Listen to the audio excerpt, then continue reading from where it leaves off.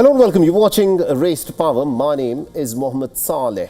And on the show today, Donald Trump calls off the trade negotiations with Canada on the basis of an ad campaign that uses a Ronald Reagan sound bite, calling into question the wisdom of imposing tariffs. The big question, of course, is this: why is Donald Trump offended by an ad campaign?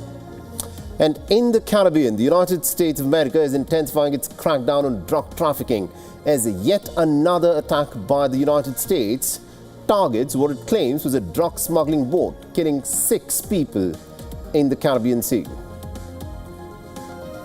But let's, of course, start with this big story that we are tracking on Race to Power. Another negotiation of tariffs has been derailed, and this latest tussle is between the United States and Canada.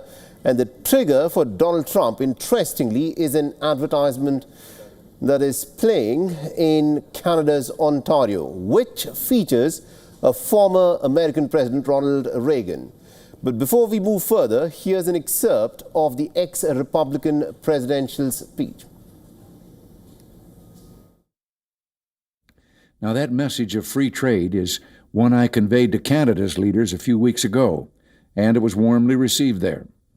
Indeed, throughout the world, there's a growing realization that the way to prosperity for all nations is rejecting protectionist legislation and promoting fair and free competition. You see, at first, when someone says, let's impose tariffs on foreign imports, it looks like they're doing the patriotic thing by protecting American products and jobs. And sometimes for a short while it works, but only for a short time. Then the worst happens. Markets shrink and collapse, businesses and industries shut down, and millions of people lose their jobs. The memory of all this occurring back in the 30s made me determined when I came to Washington to spare the American people the protectionist legislation that destroys prosperity. Now, the speech from decades past promotes free and fair trade amongst countries and denounces a protectionist approach, which is the opposite of what the incumbent President Donald Trump is advocating for, the America First approach.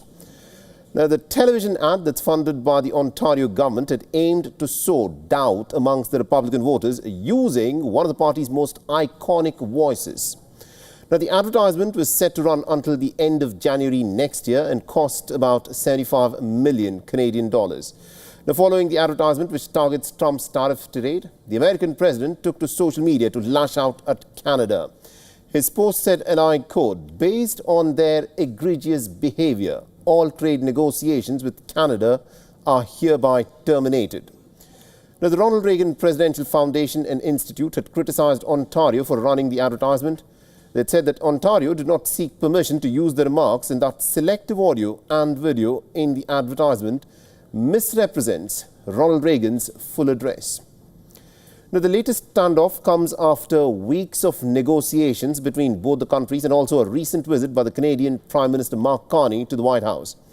Now, Trump's Truth Social post also comes a day after an address by Mark Carney in which the Canadian leader spoke of expanding trade relations with other global partners like India and China to boost non-US exports. We're re-engaging with global giants India and China while we deepen our partnerships with our traditional allies. And to build on this momentum, I'm going to put it in context. Our goal for Canada is to double our non-US exports over the course of the next decade, generating more than $300 billion more in trade, and that's new orders for Canadian resources, technologies, and expertise. And just minutes ago, the Canadian Prime Minister Mark Carney addressed the tariff matter, saying that Canada is ready to pick up trade negotiations with the United States. But Mark Carney, in his comments to the media, also said that what Canada can control is its trade diversification with other nations, essentially reiterating what he had said just about 24 hours ago. All right, now joining us on the broadcast, we've got Mr. Terry Milewski, who is a journalist and author of Blood for Blood, 50 Years of Global Khalistan Project, and is joining us live on this broadcast. Mr. Milewski, thank you very much indeed for joining us all the way from Ottawa in Canada. Now, tell us about this what some would say is a cheeky and a very punchy advertisement campaign funded by the Ontario government and not the Canadian government. What was it seeking to achieve? Because it clearly seems to have put Donald Trump in a pretty bad humor because he's cancelled trade negotiations with Canada. Well, thank you for the invitation, first of all. And secondly, I think that this is exactly the effect that was intended by the Ontario government when it spent about $75 million to place this ad, not in Canada, but to have it run on all the American networks. And that apparently has really hurt. When he first heard about it, President Trump acted very cool, didn't say much about it, but something happened. Somebody got him all angry about it, and now he's calling it a misrepresentation of President Reagan's views, which it is not. He blames the government of Canada, as you rightly point out, for paying for it when it did not. It was the government of Ontario. Of course, that doesn't matter. These are details. With Trump, what you see is what you get. He's furious about this because Reagan is going to be listened to by, judging by the polls, a lot more Americans than Mr. Trump is. Mr. Trump, I'm afraid, is at new lows in the polls. His standing with Americans is extremely tenuous right now, particularly with these scenes of him tearing down the east wing of the White House a couple of evenings ago. And now this renewed hostility with Canada about something which most Americans probably don't understand, although what they do understand is inflation at home, and inflation is rising again in the United States. So that will certainly worsen the president's standing. This ad, it's a shrewd move, it seems to me, by the government of Ontario, which has, as you rightly say, been quite cheeky with Mr. Trump, and this has really annoyed them. So I think they'll keep running it. Interesting you say that it has annoyed them, so they'll keep running it. Now, Donald Trump supporters are saying that the reason why they are not happy with this advertisement campaign is because they're saying that this advertisement picks on certain aspects of a presidential address that was made while the United States was engaged in a negotiation with Japan back in those times. And Ronald Reagan, although opposed to tariffs, wanted to use tariffs as a leverage to get a better deal. This is what Donald Trump's supporters are saying. And do you think this is an argument that would actually satisfy Donald Trump's own constituency, which would be different from Reagan's constituency? Well, yes, it is a different constituency. That's an important point. Because the MAGA folks, as they call them, aren't particularly interested in the nuance of policy on trade or anything else. And Mr. Reagan's address was delivered in, I think, April of 1987. I happened to be based in Washington at the time. I remember his several speeches on this subject.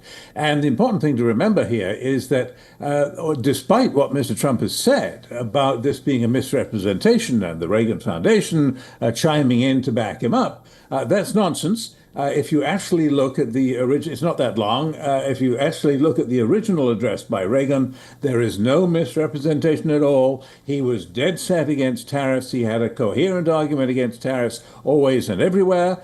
Even though they were in a confrontation, the U.S. was in a confrontation at the time, in particular with Japan.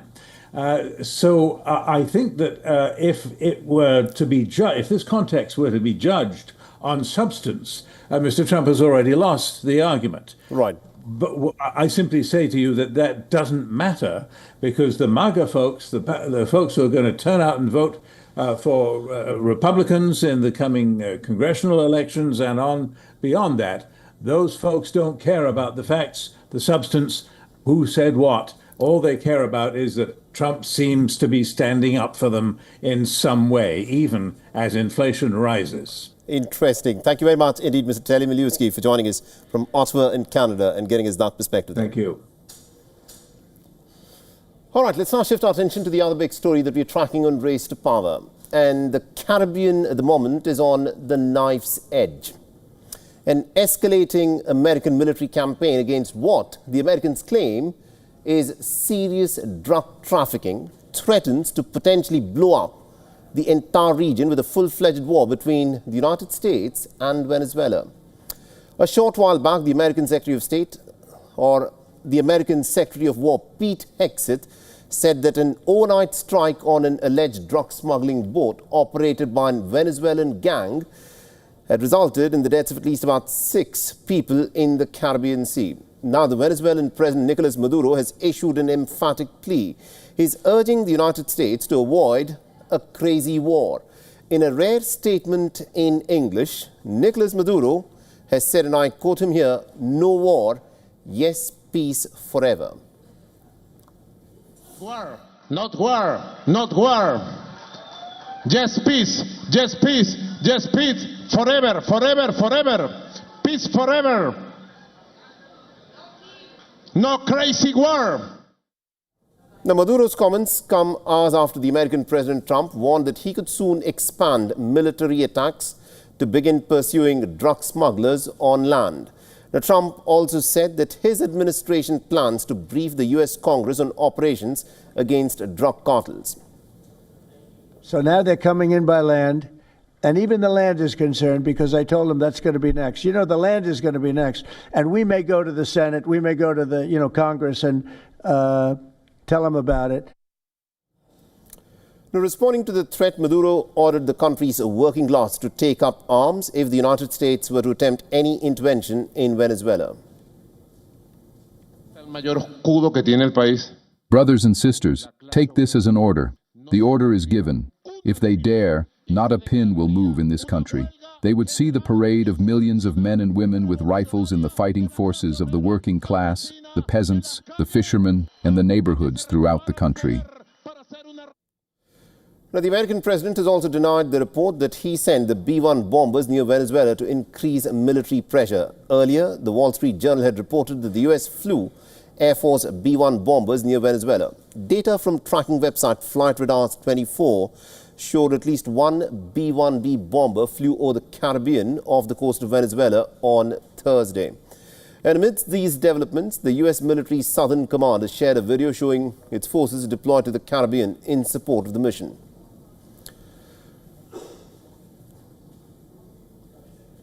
Now, Venezuela has begun nationwide military deployment as part of the coastal exercises. The drills, named the Defense of Coast Independence 200, spans across 8 coastal states.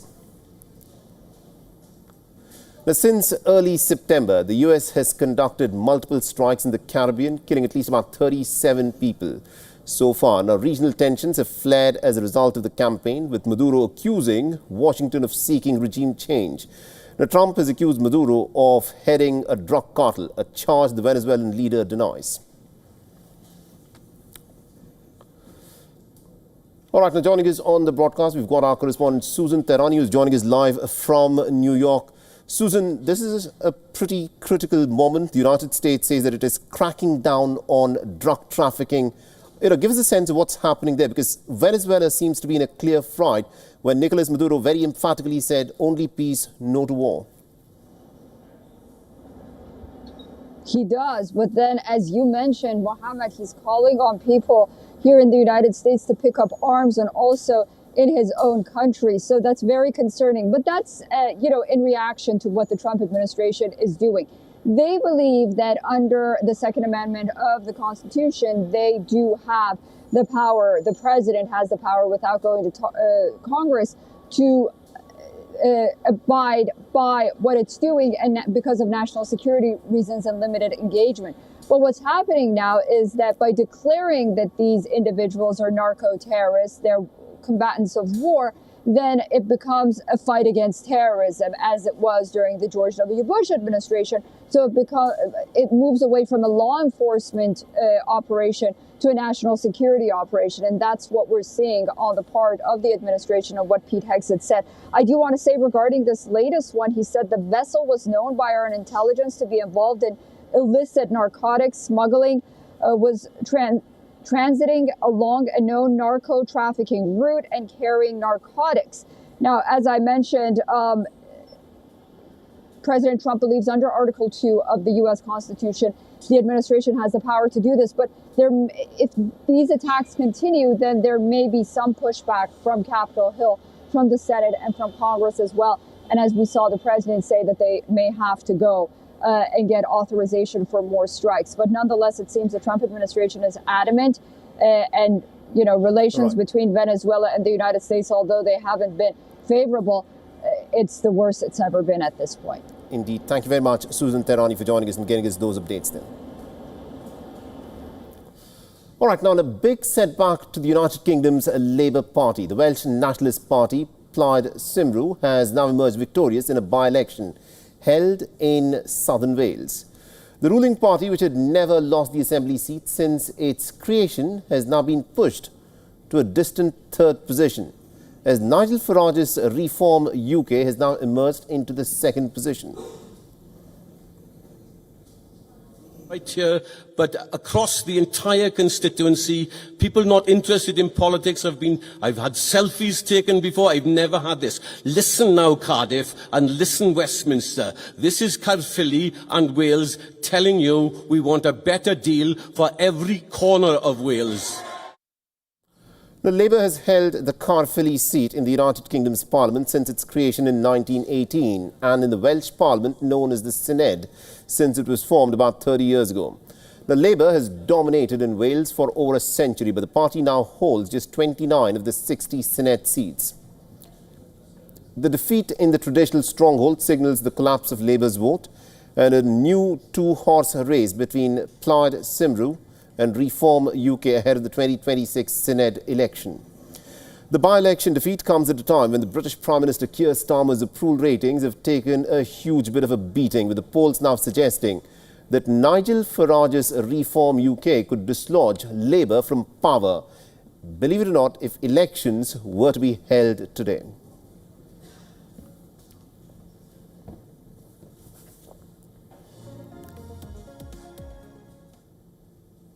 In a big victory for Turkey's main opposition party, the CHP, an Ankara court has now dismissed the graft case against the party on the grounds that the charges had no substance in them. The case centered on allegations of vote purchasing at the CHP's 2023 Congress and sought the removal of the party chairman, Özgür Özel. But the judge threw out the case, saying that it had no basis, and the decision prompted applause from the spectators in the court.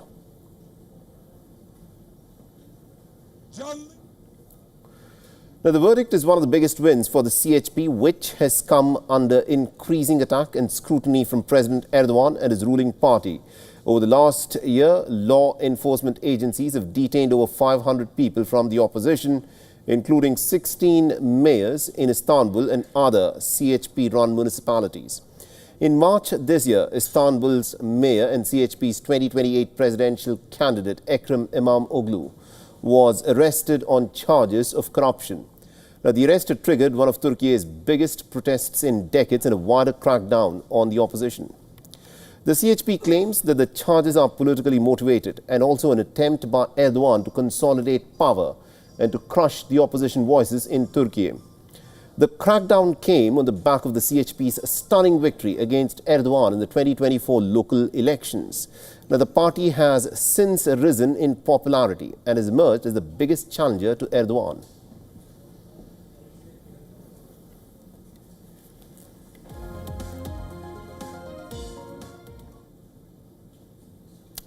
So as the Indian state of Bihar gets ready for the assembly elections in November, the opposition chief ministerial candidate Tejas Yadav has taken a dig at Bihar's Chief Minister Nitish Kumar, questioning his mental condition. This comes after a series of videos of Nitish Kumar's past public conduct and very awkward moments have now gone viral. From garlanding a woman at a public rally to laughing while the national anthem was being played to sitting with folded hands during a virtual meeting with the Indian Prime Minister Narendra Modi. Take a look at these images.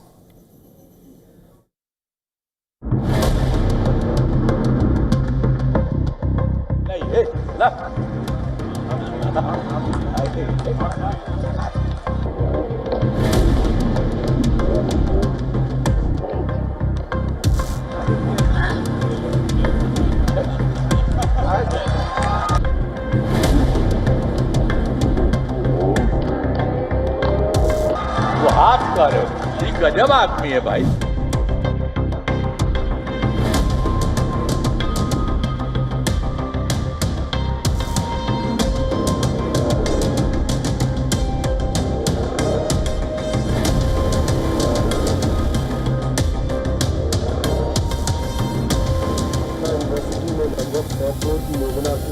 करने वाले हैं DP मंडल university में। मैं आदरणीय प्रधानमंत्री जी को विशेष तौर पर धन्यवाद इसलिए भी देता हूं। All right, now staying on with more updates from India, Rajya Sabha's elections being successfully held in Jammu and Kashmir, and the results are for all 4 seats are now out, with the ruling party of the Union Territory securing 3 of the seats. The National Conference parties Chaudhry Mohammad Ramzan and Sajjad Kichlu have won the Rajya Sabha seats from Jammu and Kashmir, backed by the National Conference-led alliance. Ramzan secured a decisive mandate and the party's strong numerical advantage in the Legislative Assembly. After his win, Ramzan expressed gratitude to the party president Dr. Farooq Abdullah, Vice President Omar Abdullah and the alliance partners for their support and confidence, calling the victory a mandate for safeguarding Jammu and Kashmir's political dignity and democratic voice. Now, G.S. Oberoi had won the 3rd seat in the region. Oberoi is the party treasurer for National Conference. The Bharatiya Janata Party has managed to secure 1 seat in Jammu and Kashmir, with its candidate Sat Sharma winning the 4th and the final seat after securing 32 votes. Now, 7 candidates were in the fray for the seats in India's upper house from the Union Territory, with 4 representing the National Conference and 3 from the Bharatiya Janata Party. Now, the election for the upper house has been held in the valley after a span of a decade. And WION's Idris Lone has sent us this report from Srinagar. Listen in.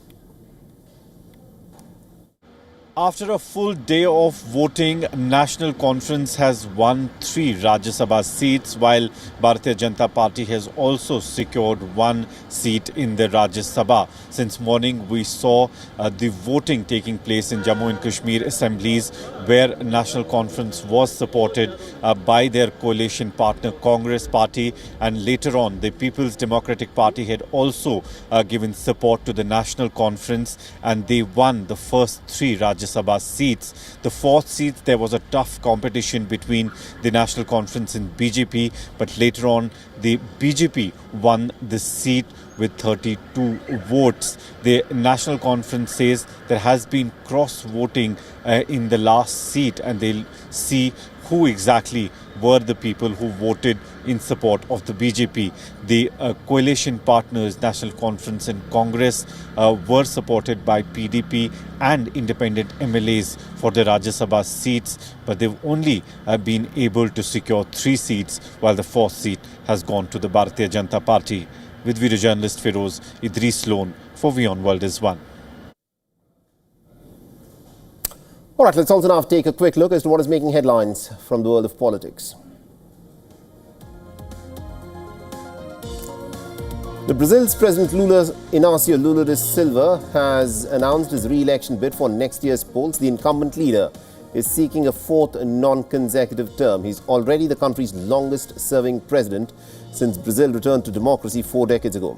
Lula will be turning 80 years old pretty soon, and critics have already raised concerns about his health, but the Brazilian president has dismissed the criticism in his latest remarks and has said that he will bring the energy of a 30-year-old in his next term.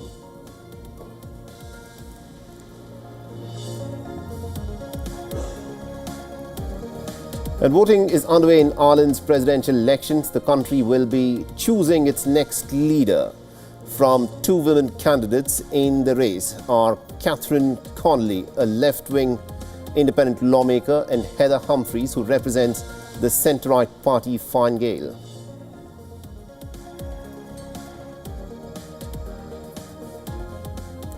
And Ecuador's President Daniel Noboa has said that an attempt was made to poison him. The 37-year-old leader made the remarks in a media interview where he said that an unknown assailant had attempted to poison him with chocolate and a jam laced with chemicals that were gifted to him at a public event. Now, this in fact is the second time that Ecuador's administration has alleged an attempt on the president's life.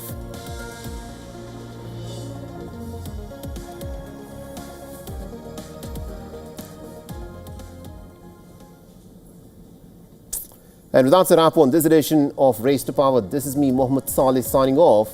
Thanks for watching.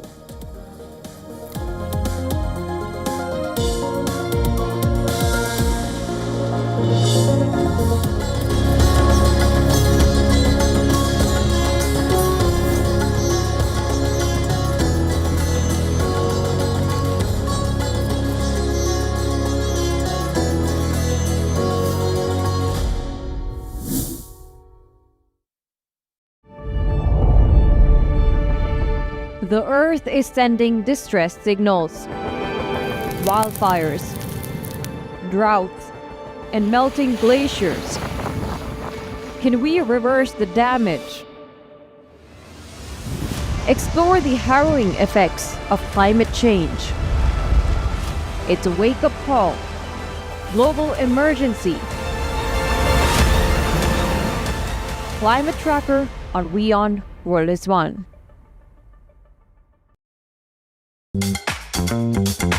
As Indian cinephiles cheer for Chandra in Malayalam film Loka Chapter 1, we take a look at cinema's most iconic female superheroes.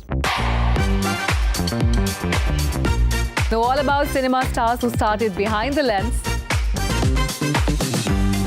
and get a lowdown on celebrities' obsession with mom couture. All this and much more with me, Diksha Bisla, on WION at these times. Rashtriya Swayamsevak Sangh. To some, it's an extreme ideology. To others, it's the very soul of India. To some, it's rebellion. To others, it's a principle of nation building. Coming soon to challenge perceptions in RSS centenary year, Kesariya at 100.